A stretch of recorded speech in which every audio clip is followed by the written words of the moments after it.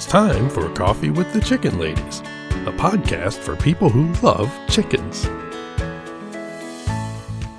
Hey everybody and welcome. It's Chrisie&Holly from Coffee with the Chicken Ladies. We're here and this is episode number 91 of our podcast where we talk about everything chicken, family, fun, and more chickens. More chickens. We drink a ton of coffee. I'm talking a ton. But most importantly, we hug chickens every day. And we kiss them too. Don't forget.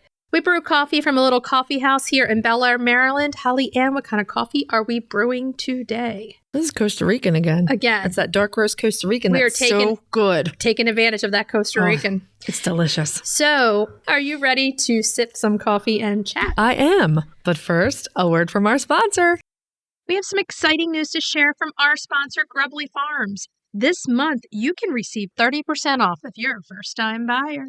I'm a longtime subscriber, and my flock love the healthy, nutritious treats, plus all products ship free. If you haven't heard, Grubbly's has a fantastic layer pellet and crumble feed. It's packed with plant and insect protein. It's perfect for those picky chickens and ducks. This offer does not apply to subscriptions and cannot be combined with any other discounts. It's a great time to try Grubbly Farms if you haven't yet. Use the code CWTCL30 for 30% off your first purchase. Try it today. Okay, so how is life? How are you doing this week? Life is beautiful. The temperatures are cooler. The chickens are happier. The sheep are way happier. Oh, yeah. 77 over the weekend, 50-something overnight. Oh, love it. Down from 98 and like 75 overnight. 79, something like that overnight. Yuck. So it is much more comfortable. Chickens dream weather. Mm-hmm. People dream weather. I mean, it gets warm during the day, but it gets cooler at night. It's fantastic. Yeah. The humidity's gone for a few days. Do you have anyone starting to molt? Yes. I felt like some of my people started to molt early. Eclair and Susie the Brahma started to molt, and even before that, the Fayumis did. And I got to tell you, Delilah right now looks like a little Fayumi pincushion. Well, Anastasia has no rump. And Drew, I picked her up, and she is like just dropping some feathers. So the Morans are molting too. Yeah, they are. But they are like summer molters. Remember when Drew stayed with you, I was like, you do not want Anastasia right now. Yeah. Roosters don't have the same kind of a molt as a hen. Yeah. But as long as I've had roosters, I've had my roosters start in July. Like they'd start dropping their longest sickle feathers, that sort of thing. But I felt like this was pretty early. But I guess maybe with the Fayumis, if they don't molt early, they're going to be cold if they molt in the fall. Yeah. I think I'm right on track. I usually start in August seeing them. Okay. So I'm pretty right on track. And the Morans, Drusilla and Anastasia, always molt in August. Mm-hmm. So I think Buttercup and Bubbles, the buffs, are also molting a little bit, but less. They're older, so they're not going to have such a massive molt. It's not that huge catastrophic molt usually, right? Let's hope not, man. I hate that. We're moving into that season for sure. Yeah. So I've been doing that. Been happy getting the chickens out. We're working on the chicken run. I'm hopefully going to be done soon. Yeah. I cannot wait. Look gorgeous. We can get some photos and video up on social media. Yes, very definitely for sure. It's state fair season too. I know, but that also means the kids go back to school. I'm like half and half. I'm like, yay, the kids go back to school. Then I'm like, yeah. That means all the hustle and bustle of having to do everything every morning. I don't have that. So I get unadulterated joy in the fall. I'm jealous. I know, sorry. Jealous, man. Oh, the other thing is, this drops August 23rd. Oh, and what is that? My parents' 52nd wedding anniversary. Mm-hmm. So I'd like to wish my parents a happy anniversary. You have not killed each other yet. Very important life goals. Mm-hmm. As you're listening to this, don't hit each other with a frying pan or anything, please. Oh, my Lord. Happy anniversary, Miss Jackie and Mr. Bob. Okay, so I just want to ask everyone a huge favor. If you're listening to our show and you're loving it, head over to Apple Podcasts and leave us a written review. It does amazing things for the growth of our show. And while you're there, hit that subscribe button. You won't miss an episode, and that really helps us grow also. If you have a friend who loves chickens as much as you do, tell them about the show. You can also share your favorite episodes on social media. You can check out the items we have for sale in our Etsy shop. You can become a patron of the show. Visit patreon.com/coffeewiththechickenladies. Check out our levels of membership. The other thing you can do to help support the podcast is visit our show notes, use our affiliate links and codes, and buy products from our sponsors. Yay! Hey, Chris. Yeah. Do you like subscription boxes? Does it have anything to do with chickens? Of course. Then yeah. Let me take a minute to tell you about the Chicken Love Box. If you love goodies for your chickens and you need to go to chickenlove.com. I love the mega box. Tons of useful products for my flock and a chicken tea for me. You can't go wrong with a chicken tea. They are so cute and so soft. In the August box, I absolutely love the chicken pot holders and the IKEA scrub brush. My chickens are going crazy over those grubbly grubs in that box. And the chicken note cards are going to be great to send into school with the teachers. Boxes start at $39 a month. They ship immediately after your order, and shipping is always free. Such a great deal. Don't wait. Get off the nest and click already. Use the code CWTCL50 for 50% off your first box of a 3-month subscription or more. That's chickenlove.com. That's chickenluv.com. Get your subscription today. Have you heard of Strong Animals Chicken Essentials? They make natural supplements for your flock. Strong Animals has used plant-based products and natural approaches to promote the health and vitality of backyard flocks. Their products contain organic essential oils, prebiotics, and other natural ingredients to support the immune system and digestive health. Give your chicks and chickens what they need to thrive with Strong Animals health products. Visit GetStrongAnimals.com today. The Breed Spotlight is brought to you by Mcmurray Hatchery, defining quality for generations. For over a century, Mcmurray Hatchery has remained a trusted family-owned business working tirelessly to ensure our poultry meet the highest standards. Whether you are an experienced enthusiast or just embarking on the journey, look to Mcmurray Hatchery for guaranteed quality, rare and heritage breeds, low minimums, and all the supplies you need to raise your flock. Request a free catalog, and don't forget, pre-orders start November 2022 for the spring 2023 season. La la la la la, Breed Spotlight, yes. Well, that very unique introduction is fitting for a very unique chicken. It's very unique. Most people probably have not heard of this chicken, is my guess. No, La Fleche. La Fleche. This chicken sounds like a movie title. La Fleche. Coming to a theater near you.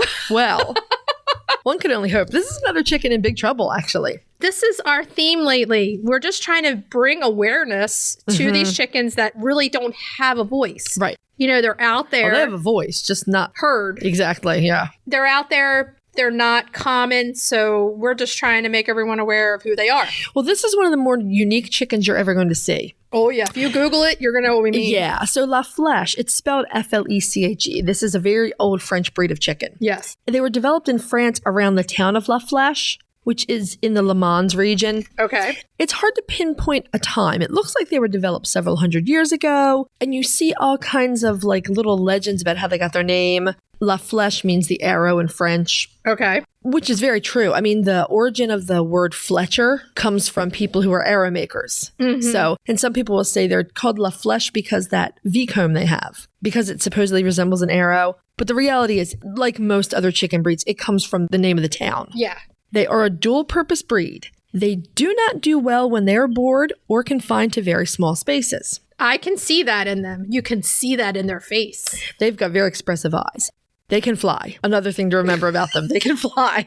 Good to know. So essentially, if you want to get involved with keeping La Fleche, they need very large, safe runs to protect them. Yeah, because you don't want a chicken not being happy mentally. Right. I supervise free range. That's just mine. I mean, you can unsupervise free range. Whatever anybody wants to do for them is fine. I couldn't have this chicken in unsupervised free range, but they would not be happy unless they had a very large space. Right. You could free range them, but you'd have to take some precautions. And you'd have to watch them. You'd have to be there with them, yes. Essentially, they would make a very good homestead breed if the conditions were right. Part of that's probably just building them like a huge aviary. Right. Because they are a good dual-purpose chicken. We're going to tell you a bunch more about that in a minute. The thing to know about the La Fleche is that it is currently listed as critically endangered by the Livestock Conservancy. Boo hiss. The poultry census only found around 150 breeding birds in the U.S. That is a very small number. So they're like in that top 5 breeds that are in hot water. Yeah, and that's why lately we've been picking these breeds because we feel like if you are more aware of them, then that might be a chicken for you. Yeah. If you have, a big area where you can either watch or have a big run and you like this interesting chicken, you might be able to help them.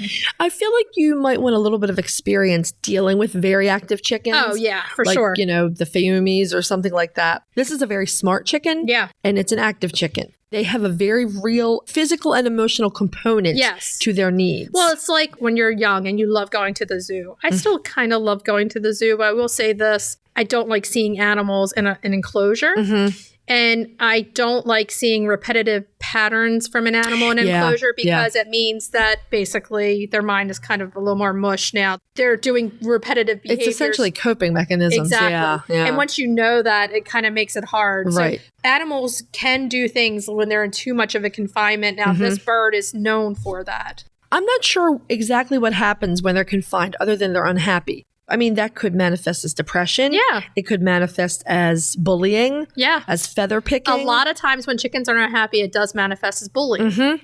Especially smart chickens. Yeah, they will pick on other chickens very heavily. So that's the thing to watch out for. But there's so much neat stuff about this chicken. One of the most distinguishing features is that very visible large V comb. And there's no crest behind it. So. Right. It just looks it's visible. Like a set of red horns. It looks like a devil horn. I mean, there's no other way to say it. It just looks like horns sticking up there. And along with the V-comb, they share that same large nostrilled skull of several of the other old European breeds, including the Polish, the Houdan, the Breda, and the Crevecoeur. But they don't have the crest. The Breda has that small stick-up crest. Yeah. These guys maybe have a tiny bit of raised feather behind that. Very small. But I wouldn't call them crested either. No, that comb is like highly visible. That is the main difference in appearance between all those European breeds and La Fleche, is that La Fleche is not crested. The American Poultry Association's standard of perfection cites the foundation breeds as the white-faced black Spanish. I can see that. The Crevecoeur, and another old French breed called the Dumont. Okay, I can really see the white-faced black Spanish in the chicken. I agree. They have a very kind of stately carriage to them. It's the face, the earlobes, all of it together. Take away the comb factor. That's what you feel like you're looking at. And then like the skull shape, the cavernous nostrils, the V-comb from the Crevecoeur. Yeah, I see Crevecoeur and I see the white-faced black Spanish in this chicken. The Dumont was probably added in to make them more of a dual-purpose breed, so this probably gives them some of their size. Yeah. That's my guess. So La Fleche most likely arrived in the U.S. somewhere in the 1850s. Okay. They were included in the first printing of the American Poultry Association Standard of Perfection in 1874. So a breed definitely in traditional usage in American history. There is one color recognized by the APA, and that's black, but we are finding some white. It looks like they're very rare, but we did find a few of them, Yes, we did. Yep. So generally, you're going to find them in the black variety, but I think there's some white ones out there. Yeah, you're not going to have a breed standard for the white. No, but if you're lucky, that might be even more of a treasure. We also found mention of Bantams. Yeah. So there might be little pockets out there in the show community or something. The fact that there's more than one color and Bantams, potentially, is good. Yeah. They have slate-colored legs, big white earlobes, which is probably from the black-faced white Spanish. Yeah. Red faces, and they have these bright coppery red eyes. Oh, and they're looking at you. I know, right? The roosters have full flowing tails, and if you add that tail to their stately bodies and the long necks, you end up with a very refined but somewhat devilish-looking bird. And a lot of things online, when you look them up, will kind of make fun at that. The devil bird. The devil bird with the pitchfork. It's basically the comb. I mean, the V-comb. Yeah. They're supposed to be reasonably heat-hardy. Reports say they do not like damp, cold. Who does, right? Exactly. And even though we warned you early on that this is a smart chicken that needs stimulation, you can't let it get bored, all reports say that they actually do well in a mixed flock, with one caveat: only one rooster. Apparently, you're not supposed to have more than one roux of this breed together. Yeah. Fights. Yeah, it doesn't go well. Yeah. Not good. Yeah. So they're not overly fond of being handled, but not aggressive. Right. And roosters are about 8 pounds, hens are about 6. So they're average to a little bigger. Like an average standard size chicken weight, yeah. And like you said, we found them on website in bantam size. So it's kind of cool. Yeah, I don't have any information on how many bantams are out there. No. They're a fascinating chicken to me for a lot of reasons. I think they're really unique looking. I found a couple places that said there's supposed to be records of La Fleche as early as the 1500s. I didn't find any real documentation, just various sources that said they could be this old. Might be on a cave somewhere. That's all I do. Devil horn chicken on a cave. Chicken with a devil horn. Paints it on little there. Pitchfork. I find them a fascinating breed history-wise, just because that's a really old-looking chicken breed. It is. They don't make them like that anymore. It definitely has a look of Crevecoeur and white-faced black Spanish. Yeah, you can see it very easily. Yeah, for sure. American poultry historian John Taggart. We have a new one. Yeah, his book is not as big. Let's just say I that. would welcome this. Okay. I mean, Lewis was all over everything. Well, he's showing up in a minute. Oh, God. So, John Taggart, back in 1888, wrote that he considered La Fleche one of the best French chickens for dual purposes. Well, they have the size, so Right, they probably. do. He also considered them hardier than the Crevecoeur, but not as good as the Houdin. So both Taggart and Lewis Wright mention how popular La Fleche was as a showbird in the late 19th century. Lewis has got to get himself in there. The last couple birds we've done, he's really liked. Yeah, he did like them. Yeah. Lewis Wright also noted, though, that the earliest importations of La Fleche into the UK were not considered robust, and while breeders remedied this through each generation, they still never caught on as a super popular chicken. This is what I think. This chicken never caught on in popularity across the board, and now it's in trouble. Right. Sometimes chickens like this, they fall between the cracks because no one knows about them. Very unique chicken. And the difference in today is that we can help these chickens by getting the word out that it's out there. Maybe if somebody realizes this chicken needs some help, they might want to get a breeding pair and start breeding. If you visit the Livestock Conservancy's website and you look at their essay on the La Fleche, they also mention another American author who wrote that the breed was delicate and did not fare well in the eastern and central U.S. in the 19th century. Okay. But maybe they did better in the deep south, or maybe they just need a couple cozy coop heaters. Maybe. Maybe that's all they need. It's a bird that needs some help, that fell through the cracks that no one really knows about. I mean, if I were interested in showing, I think this would be a really neat showbird. Look at them. Yeah, they're really cool. Yeah, they're very cool looking birds. They look different. If you want a bird that looks different than any other bird you have, this one might be for you. How much fun would it be naming them? Oh, Lord. Diablo? There's so many things you could name them. Super fun. Oh, yeah. So, hens. They are good layers. Well, they fall in my average category. 150 to 200. Well, 200 is pretty gosh darn good. It is pretty good, but that's my average. Well, there's some variability apparently. 150 is the lower end, but I actually saw 200 plus in a few sources. So, and they don't go broody, which is good. I think in a mixed flock, if you want to hatch via broody, you know which chickens to get. Yeah, absolutely. If you're not hatching, get chickens that don't go broody. Right. It will make your life a lot easier. Oh, yeah. Hens would make a nice addition to a layer flock, really. Yeah. They're not cuddly, but they have a nice temperament. They are calm as long as you give them ways to stay busy. Space. Yeah. They need a lot of space and boredom busters. They fall into the category, and I'm seeing more of a repetitious kind of pattern to this of chickens who need a little bit more assistance and chickens who need a little bit more poured into them are falling through the cracks because they need the extra work. And somehow we have to reach out and grab them and put that work into them. So that we don't lose them. Right. They're not going to be the chickens that just sit in the backyard and you collect the eggs and that's it. You're going to need to put a little bit more into them. It might be fun to set up the boredom busters to make a bigger run for them and make them a little bit more comfortable. I find them a fascinating breed. There is a La Fleche breeders group on Facebook, and they're reasonably active. I logged on to check, and they do post. And honestly, everything we just said to you, take it with a grain of salt. Yeah. These are the people you want to listen to. Yeah. And like we say, every chicken's a different individual, just like every person. You could get a cuddly one. You don't know. You don't know. The breeders group will be a very good source for chicks, for hatching eggs, and breeding stock. And just general maintenance. What does this chicken need? What do you find as a breeder is the truth about this chicken in modern day America? Right, exactly. You can also check the Livestock Conservancy's breeder directory. Sandhill Preservation Center. They're sold out. They're sold out for this year, but they should have straight run chicks next year. Let's look at it this way. We are in August. Yeah. End of August. Yes. Chances of finding chicks right now are very small. It's definitely reduced. Some of the hatcheries will do a fall order, but most of them are finished. Now, my Tractor Supply usually has chicks all year round. I know. The Rural King by me also does. So, I mean, if it's a must that you must get a chick, most chick days are from March till, I'd say, June. I mean, there's two reasons for that. It's because it's warmer. Yeah, it's prime chick time. Especially when you're going to integrate your chickens. Yeah. And the other reason is because people want them laying by the fall. Yeah, exactly. Yep. So finding chicks right now that aren't sold out through a hatchery is going to be tough. Right. Right now, you should be making your wish list for next year. And ones like this, I'd put in as quickly as you can in order for next year. Yeah, absolutely. Because there's going to be not as many. And chicks like this, like I keep saying, conservation breeding projects. Right. help this chicken out. In my mind, the best thing you could do, if you really, really want to get your hands on the Fleche chickens right now, the best thing you could do is check out that breeders group and find out if someone has grow outs that they'd be willing to place. Yeah. You probably have to drive to get them. Yeah. I mean, if you want them that much, you're going to do the work. Then you'll make the road trip. Exactly. So that's La Fleche. It's another fascinating chicken with a really unique look. Yep. Needs some help. If you have pictures, if you're one of these rare people that has them, send us a story. We would love to see them. Yes. If you're looking for a chicken coop that's produced in a planet-friendly, sustainable way, try Nestera. Each coop is made from highly durable, 100% recycled plastic that keeps the equivalent of up to 2,000 shampoo bottles out of a landfill.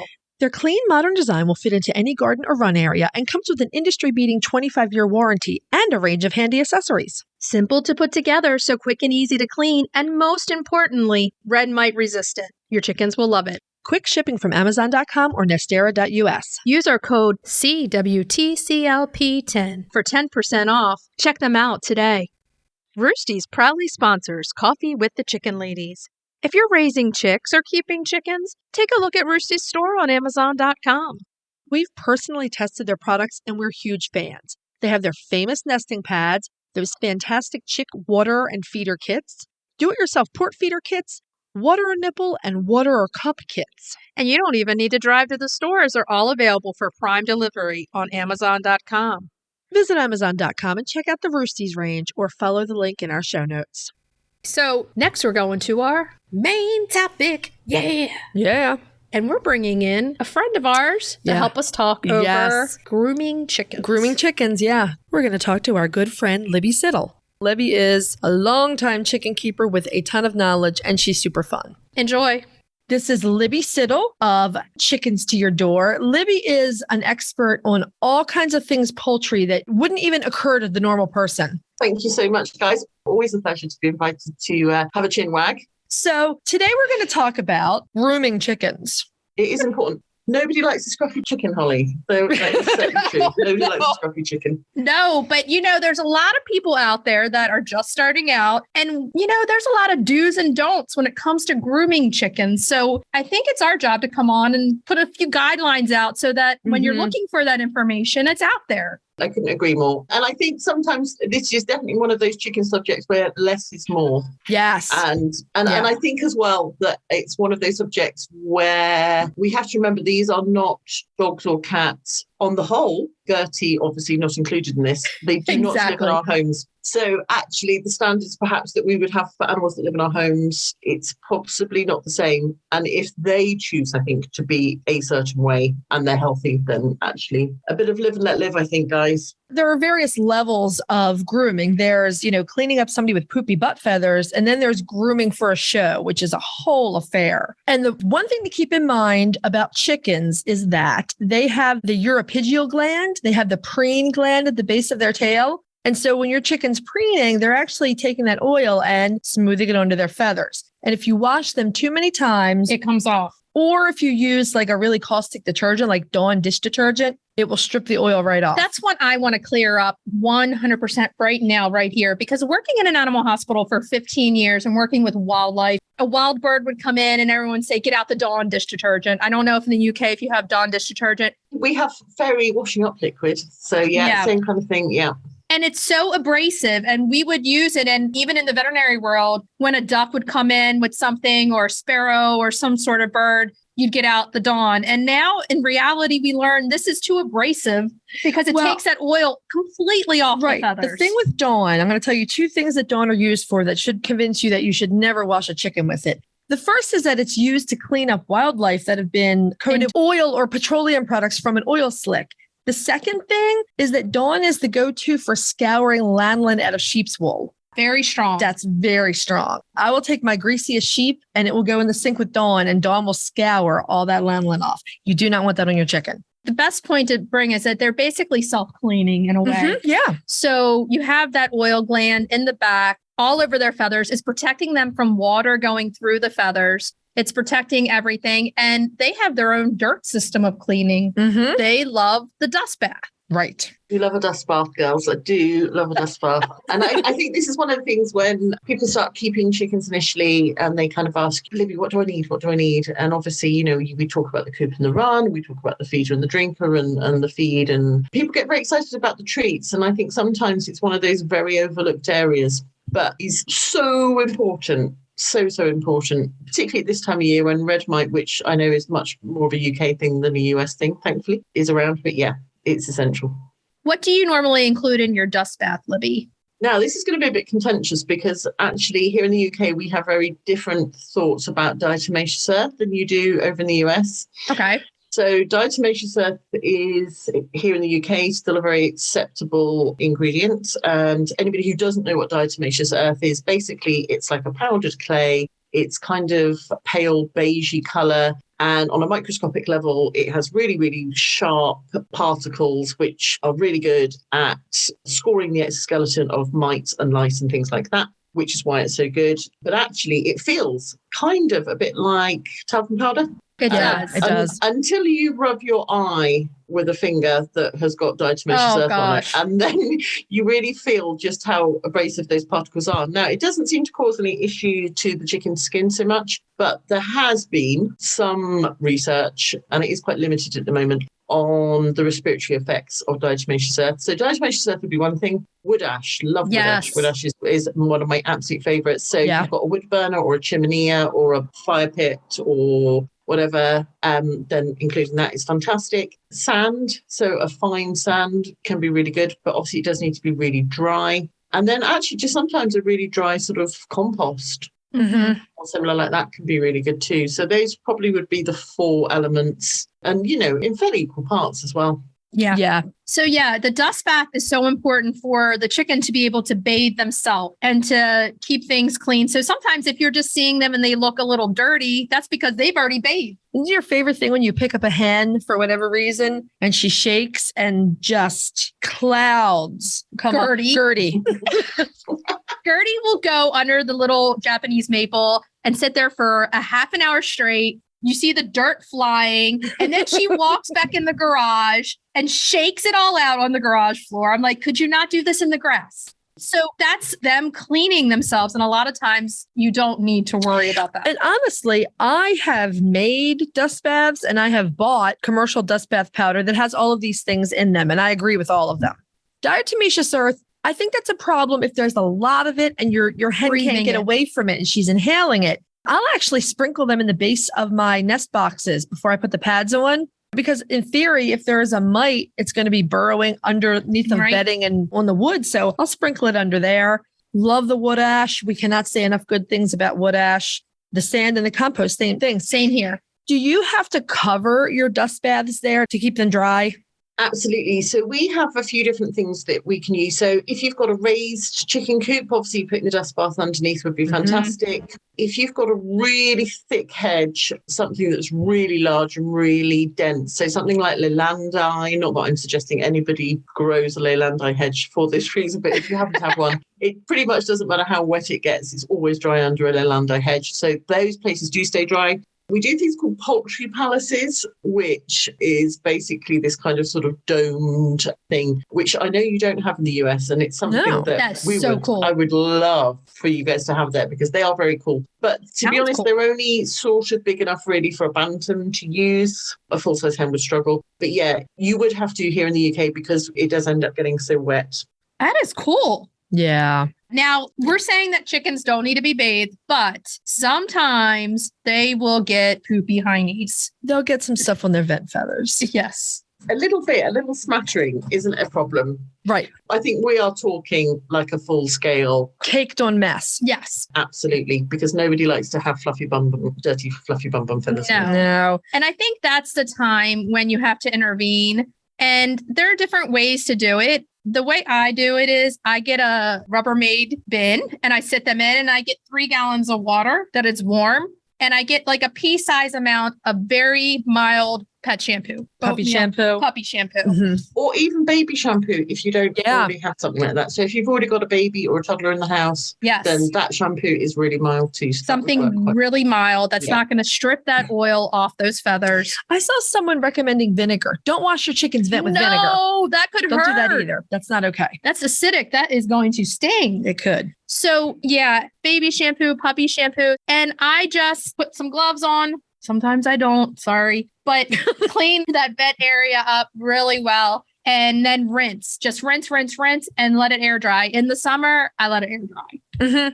There's lots of issues about chickens having really dirty bottoms and about just leaving it. Yeah. And so one is that obviously it is really, really unpleasant for the chicken. Yes. And it's kind of one of those things that kind of spirals a bit, that if that area is very dirty, it attracts flies and it just gets kind of nasty. For them, I think psychologically, because chickens love to be super clean all the time, I think must just really upset them. And I've noticed, and I'm sure you guys will completely agree with this, sometimes you'll have a hen who does have quite a dirty bum and then you'll get her all cleaned up and just instantly, she just kind of seems just so much happier, just so much more sorted health-wise. For sure. It's like when we all put makeup on, we're like, oh yeah, where's the paparazzi? They definitely love to have a clean vent area and you can definitely see a difference. Especially now when half the world is bloody blazing hot. You have a very real risk of fly strike if you let that sit around your chicken's vent. I mean, flies love that area anyway. And the other thing is it irritates the skin. There's bacteria in bowel movements. It definitely will sit on the skin and create irritation in the skin. That is a problem that with grooming, if it's not groomed, it will cause health problems for sure. I've had some, I don't know if it's a physical thing, but a lot of times stuff just sticks. Sometimes they don't arch their backs enough. And it just sticks. If I don't notice it right away, it dries on there and it's hard as a rock. Yeah. And so a lot of times I have to take small sharp scissors and cut a little bit. I agree with that. Yeah, just cutting sort of just underneath, because what I found, fortunately, we very rarely ever get this as an issue. If anything, it'll be things like silkies, because of course their feathers are so fluffy. And sometimes they'll have actually just a little bit of poop that will just genuinely stick. And then, of course, it all just sort of gathers. Yeah. There's no health issue. It's just that they've just got off to a bit of a bad start. But don't you find sometimes you get a bit of burn on the skin? Yes. It can, yeah. Exactly. Yep. So that's why we're saying like cutting the feathers around just a little bit and grooming with a very, very mild shampoo. I know that Green Goo here in the States makes a poultry shampoo. Mm-hmm. Every time that we have looked on their site to get it, it is sold out. So I know it's a big seller, but it's legit made for poultry. You don't even always need soap. There have been plenty of times, like my Brahma Eclair, who again is massively fluffy, and she'll have crop trouble off and on. And sometimes I'll need to wash her. I put her in the giant kitchen sink with the hand sprayer, glove up, and just spray the feathers until they're clean. Yeah. Sometimes you need heavy duty and you need shampoo. You need a little bit of shampoo sometimes. But sometimes you can just do it with warm water and that doesn't strip the feathers. It can work really well and not too warm. Chickens don't like really hot water. And in the summertime, there is no need to blow dry. They will dry in the air. Unless, like if you put one of the fluffies out and they're completely wet, they'll just get crap all over themselves. I usually let them stay with me for a little while before I put them back out.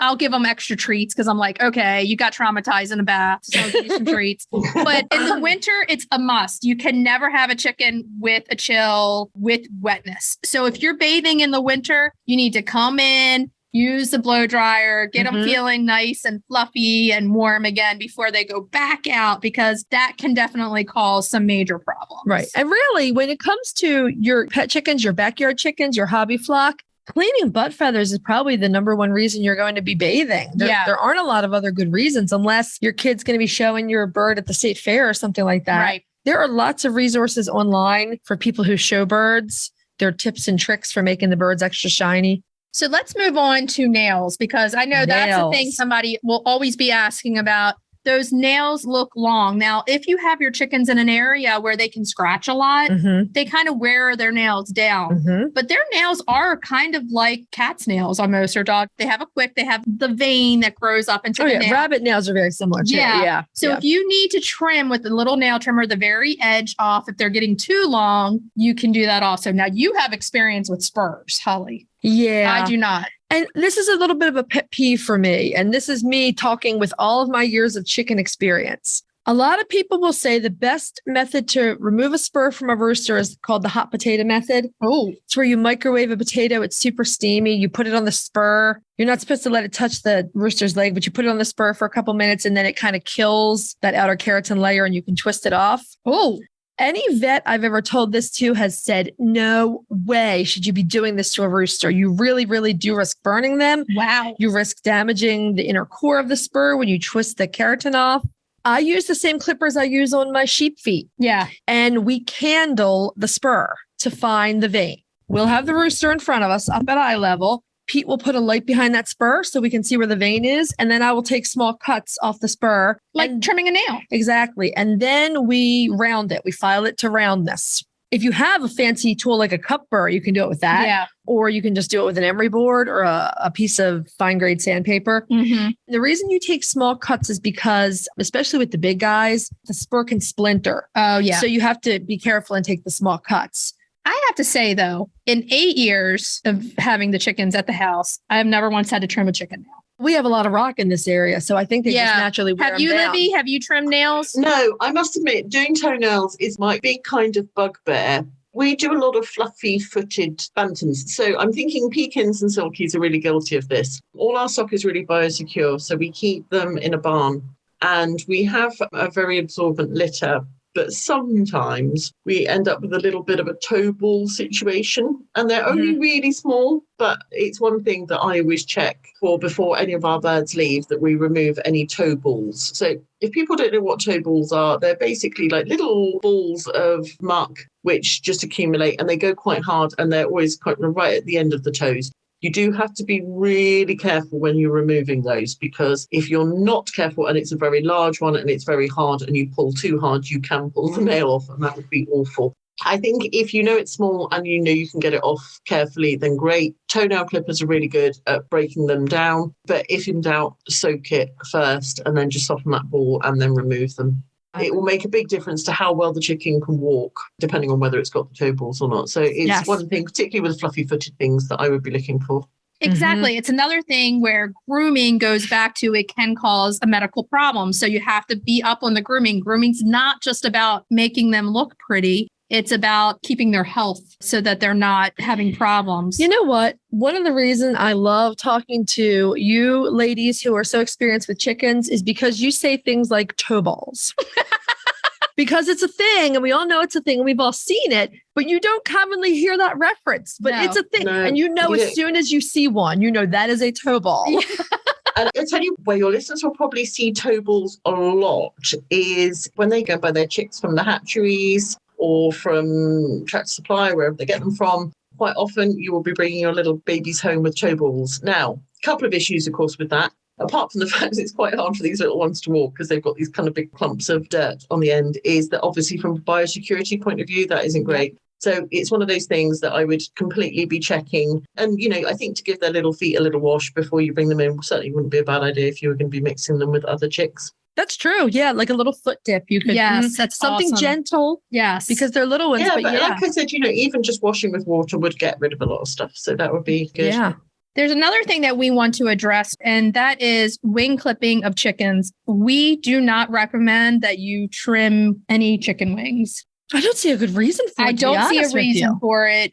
Parrots, they're a different story when you do it. It's more of a safety issue with parrots because parrots are very small bodied. Even the bigger parrots are smaller. If you take them outside, they're going to fly away.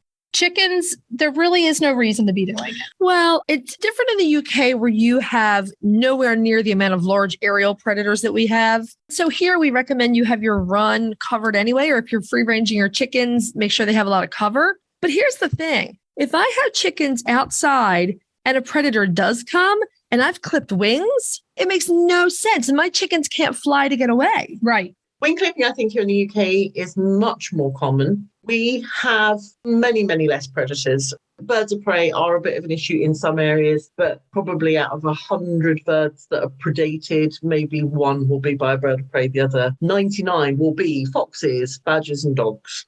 We personally do recommend wing clipping. So let's just be really clear what wing clipping is, because this is completely different to wing pinioning, which is something that happens with ducks. which is where the last joint, if you like, on the wing from the sort of tip working back towards the body is actually sort of restricted. This is something different. So this is where you would be cutting the primary and or the secondary feathers, usually on one wing, to prevent them from flying. Now, here in the UK, we tend to use electric poultry netting, I think, a lot more than you guys do. So when I see US poultry setups and back garden setups, you guys tend to have the kind of 6 foot by 3 foot panels that are kind of stood on the end, so they're sort of 6-7 foot high. We don't tend to have that so much. It's much, much more common for people to have a system that's 3 foot high. Now, the 3 foot high system works really well if it's electrified and it stops dogs, badgers and foxes coming in. It's really awful at keeping chickens in, though. What we do tend to find is, particularly with hybrid hens, that they can fly over that. I don't actually think that wing clipping is going to prevent a ambitious hybrid hen from jumping over it anyway.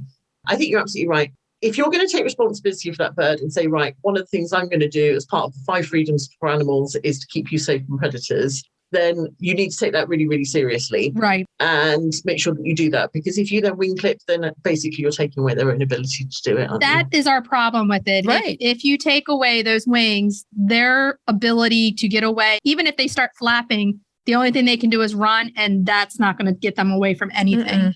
So they have to be in an area where nothing can get them. Right. You need to do one or the other. You either need to make them Fort Knox, or if you choose to free range, if you choose to take that risk, you need to leave their natural abilities to evade predators in place. Yeah. I feel like that is the only reason that you would be clipping wings, is so that they can't fly out of an enclosure. But you have to be really sure that nothing can get into that enclosure. Absolutely. And then they don't have the ability to get away. From the top or underneath. Absolutely. Yeah. I think one of the grooming questions that I tend to get here in the UK that we haven't already covered, and I'm interested to hear your guys' views on this, is beak trimming.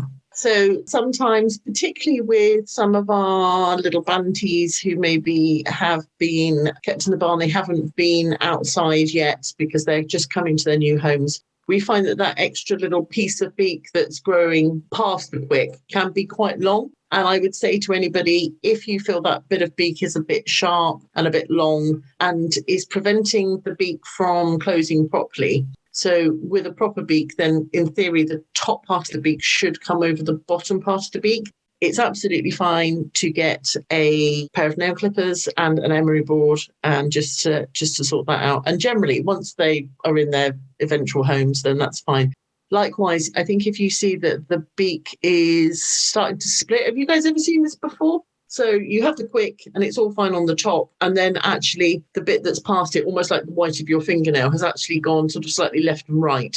Yeah. So I think that's a really good occasion when I would say that having a little trim there would be great. But if it's something that you guys don't feel, or our listeners don't feel that they can cope with, you should always feel that you can go back to the person you bought your hen from and ask them to do it for you. And here, a veterinarian would do it for you too. We used to do it all the time. A lot of parrots would come in to have their beaks trimmed. And we actually used a rotary file. It's like a tiny Dremel. Yeah. Like a Dremel, Exactly. And that's what we would do in the vet office. Like you said, I think that's exactly what we always say, to have a nice pair of clippers that you can use for those things, because essentially the beak and the nails are all keratin and that kind of material anyway. It's going to work. If your bird can't eat because the beak's too long, you need to take a look at it. Right, absolutely. I see that in the Nankins sometimes. With them, beaks and toenails grow very quickly. So I've had to do some toenail clipping on them, which is kind of horrible because they're like tiny, little tiny wire. But the beaks, I just gave them natural stuff to wear it down. In general, I have no issues with people trimming beaks for health reasons, because it's too long, because they can't eat, whatever.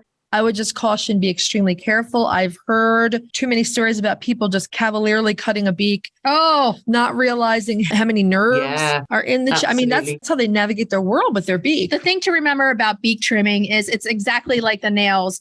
When that keratin grows out, there's a vein inside of there. So you more than one vein. Yeah, you don't want to go anywhere near the blood source in the beak.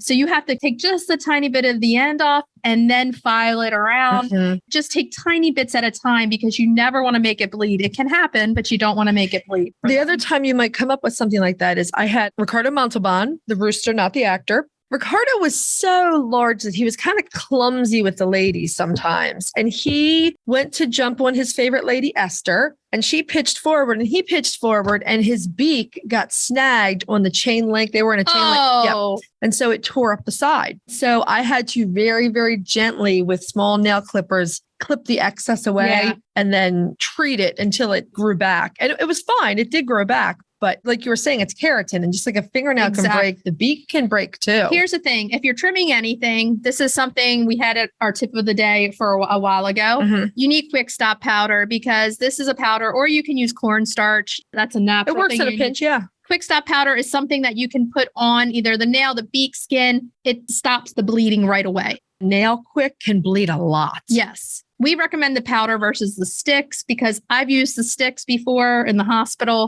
They sting really, really badly. The powder tends not to sting them. So it's always good to have around if you're going to have to trim. I have seen the quick stop stuff before. We do something kind of similar, which is like an antibacterial powder. So does the quick stop have an antibacterial agent in it? Do you know? I don't think it does. I don't think it does. No, that would be nice. It's just a coagulant. Literally helps it Silver nitrate. Oh, right. Okay, cool. Silver is very good as an antibacterial, isn't it? Yep. So yeah, maybe that would work. In fact, that's what we recommend for bacteria. Silver ointment, Silver ointment. The silver nitrate has the chemical effect where it stops the bleeding. It's always good to have around.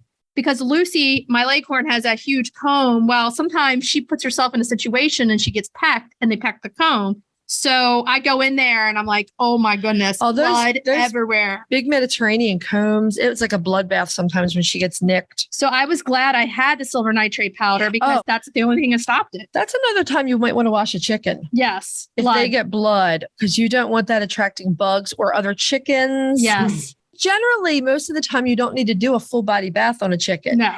If you do, just again, make sure you use super mild shampoo and dry them if it's chilly outside. And try not to do it too often. Really, it's pretty simple. Yeah, I definitely agree with all these things, guys. I think, it's like I said at the beginning, less is more, really, isn't it?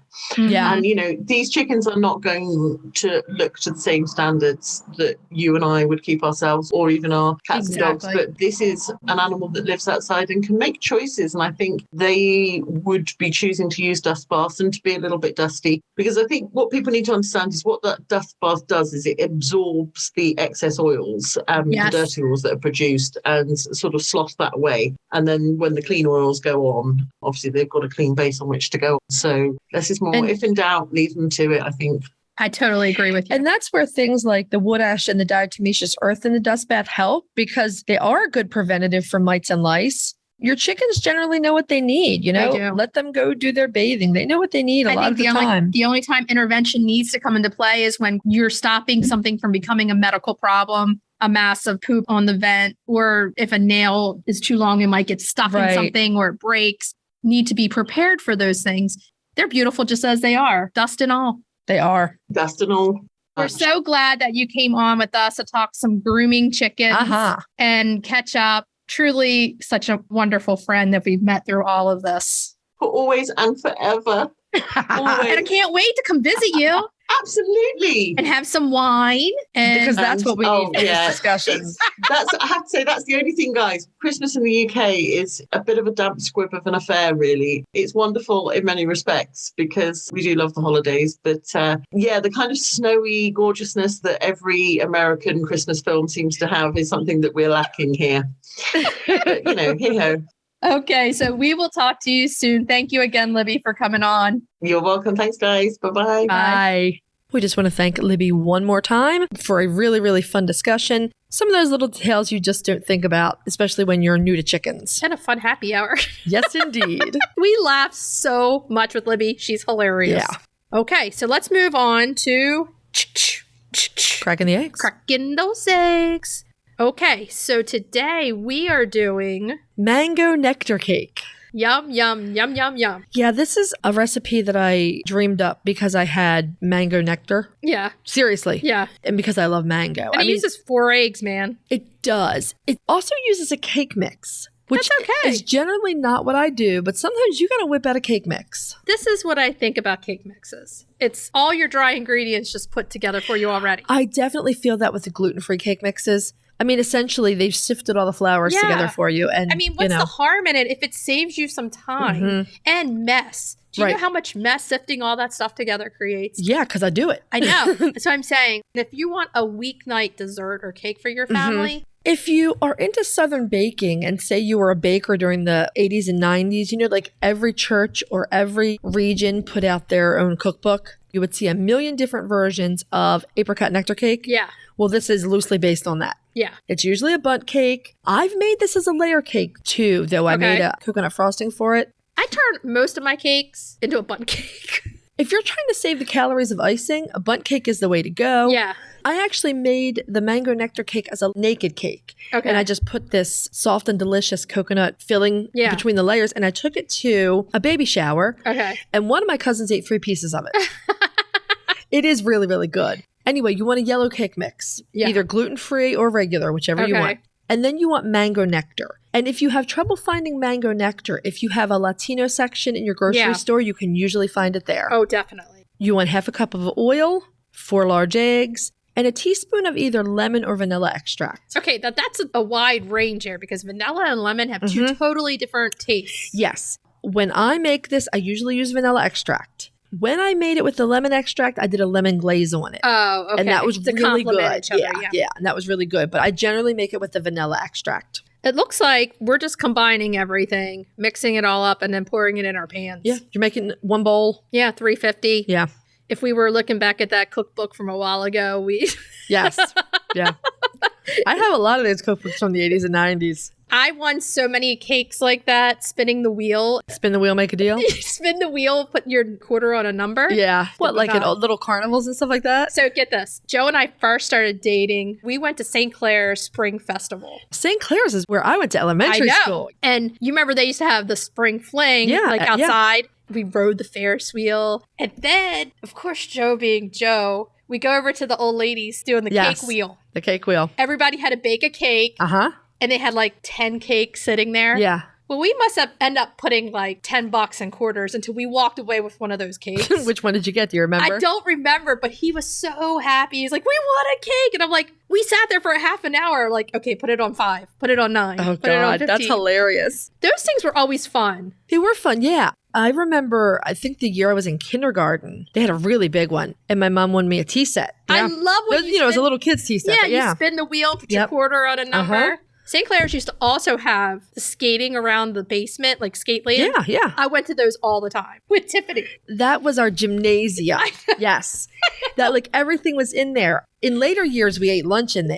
Anytime there was a dance, it was in there. Any assemblies were in there. Yeah, everything was in there. And I will never forget, it was like a green and brown checkerboard floor. Good times. They put 4 chairs, like the corners, and then you skated around. Yeah, they made it like a skating rink. Yeah, That's crazy. I know we got off subject, but... Well, little did we know when we were in the basement of St. Clair's auditorium that we were going to be doing chickens. And that this cake would be excellent at a fair. So this is a super easy, super delicious mango nectar cake. If you really don't like mango, you can use a different kind of nectar. You can use any nectar you want to use. Mango is the way to go, though. I love myself some mango. Delicious. Okay, so try it. Send us pictures if you do. Mm-hmm. Okay, so let's move on to retail therapy. Retail therapy. Yeah. Retail therapy this week. Since we talked about grooming with Libby and all the different things, we decided our retail therapy, we were going to look into pre-made dust bathing powders. Yeah, we found 4 of them. I stumbled across one of them at the Walmart, actually, which was pretty funny. I snapped a picture and sent it to you. You also, texted me. You're like, can you believe that Walmart has a dust bathing powder? Dust bathing powder, yeah. I was like, yeah, chickens are totally mainstream now, man. So we looked at the powders. They all have a couple things in common. And you can also get a hold of these ingredients and make your own mix if you want to. You can. We have one that is kind of our fave. Yes. Because it is 100% natural. Yes. And we love this. And it was formulated with the idea that, like Libby was saying, a lot of the dust bathing, they're trying to get rid of excess oil. Right. They're trying to get rid of excess oil that they've put on their feathers from their preen gland. your pigeal gland. Yes. So our favorite is Strong Animal Chicken Essentials. Now, Strong Animal Chicken Essentials, we love this company because everything is 100% natural. That's why we asked them to be our sponsors. That's why we love them. You can't go wrong with something that you feel so good about. Right. That you would kind of roll in yourself because there's nothing in it. I would not roll in this myself. The smell might tempt me, but no, I would not. No, I wouldn't either. But this has peppermint in it. And then something called zeolite. Yeah. And zeolite is like a natural mineral dust, and it's an absorbent. So that right there is going to help you. It has citronella oil, which is going to help turn their whole body into a bug repellent. Yeah, actually, it would, wouldn't it? Yeah. I mean, citronella, I planted citronella back there, the herb, to try to get bugs to stay away in itself. It has diatomaceous earth. I have used circumstances. diatomaceous earth from the very beginning with my chickens. Yeah. And common sense should dictate that anything fine and powdery like that, you do not inhale. You don't want your animals to inhale. Right. So if you use it carefully, not in huge amounts.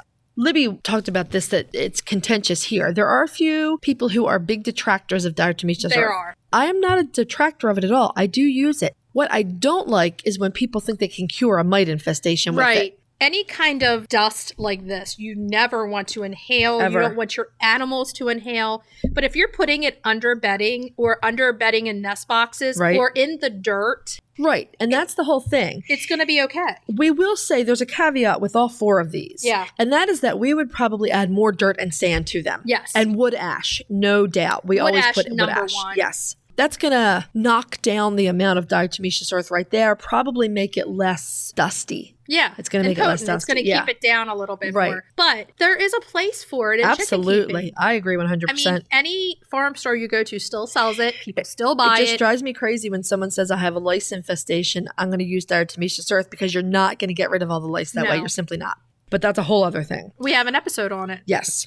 So our next brand is Lixit. That's your famous one that you found at Walmart. That's what I found at Walmart. Actually, it comes in this cute tub that has chickens on it. And also you can get it through Chewy too. So that one is made with diatomaceous earth, and then something like the zeolite. It's made with another natural mineral dust that's absorbent. This one's a little less expensive. Yeah. Let's just say Strong Animal Chicken Essentials, that one's around $25. They run usually between 20 and 30. 20 and 30. Yeah. So this one. And that's another good reason to put your own additives in there. Yeah, you can make them stretch a little bit more like we were saying. Yeah. This one on Chewy is 16. But you have to also look at your quality of ingredients and make sure sizes too. Yeah. They do come in different sizes. So our third is Little Farmer. Yes, and that was another Chewy. And that has the clay in it. Right, so it has a mineral clay for absorbency. It has diatomaceous earth. Yes. And a different herb. Yes, rosemary. Which smell really good. The herbs are so important in chicken care, which we have always said over and over again. That's why you plant herbs around your chickens. They can get benefits from eating them, from rolling in them. Right. The scents, the oils from the herbs, all help them. Rosemary is another one for bug repellent. Yeah, it has a nice strong scent to it. I think a lot of that's why the herbs are in the dust baths. I feel like a dust bath is crucial to your hen's health, as we said back in the main topic. But it also falls under the important category to us of preventative care. Oh, heck yes. I mean, that's why they're doing it. That's why they're doing it. If by chance one got on them, they dust bathe, that's going to take care of one. It probably should, yeah. It's not going to take care of an infestation. No. But this is how they bathe themselves. Yeah. And it's important to find something that you really like that's going to work for you. Like we said, you can make up your own. You don't even have to buy one of these pre-made. Sometimes it's good to start with the pre-made and add the extras to it. Right. You figure out what works best for your chickens, what you like, what's in your price range, all of these things. The final is Fresh Coop. Yes. The thing about Fresh Coop is that it says that it's 100% diatomaceous earth. But it also has calcium bentonite in it, which is another mineral clay. Right. And that's supposed to stop it from being so dusty and also from clumping. Yes. If you have diatomaceous earth in your dust bath, you have got to keep it from getting wet. Yes. Because once it gets wet, its desiccant properties, the things that help to kill lice and mites and other insects, that's it. They don't work anymore. Yeah, they're done. They're wet, they're done. So keeping your dust bath in an area, my chickens use under the coop. Mine too. So that's always dry. If I don't give them something under the coop, they make it. Oh, yeah. They're going to dig and dig and dig, and they're going to do it. That's where they're always doing the dust bathing. This is something that you can add little bits at a time to that dirt to help make the bath a little bit more luxurious for them. On the Strong Animal Chicken Essentials, it says a spa day for your chickens. That's right. Do you have a favorite out of these 4? My favorite strong animal Mine chicken. too. I really like the zeolite in there. I love that the peppermint oil, the citronella in there. Both things work together and absorb the odors, help with the oil, everything. And even though we're doing retail therapy right now, I just want to mention wood ash one more time. Yeah. The thing with wood ash, you cannot cure a full infestation of mites with Diatomaceous Earth, but you can get pretty close with wood ash. It's just great for and chickens. It will smother mites. Yes. So that's another one you don't want to get wet for a whole variety of reasons. Well, I have no problem having wood ash because I live with a man who loves a fire in the backyard. Yeah. We don't usually have fires that often at my house. You should take some of ours. I could take some of yours, but my mom, they use their wood-burning fireplace because in the farmhouse it gets chilly. Yeah. So I just use what's in the fire pit in the back and just throw it under the coop for them. Yeah. You can't go wrong with wood ash. No. These products add something. You can really make them stretch. You just need to add little bits at a time. And like Strong Animal Chicken Essentials creates a spa day for your chicken. That's right. I love that. Okay, so should we tell everybody what we're going to be talking about next week? Next week. Oh, it's the final week in August. It's my anniversary week. That's right. 25 years. Man, Pete and I, we're coming up on our 4th wedding anniversary. We're the old married couple.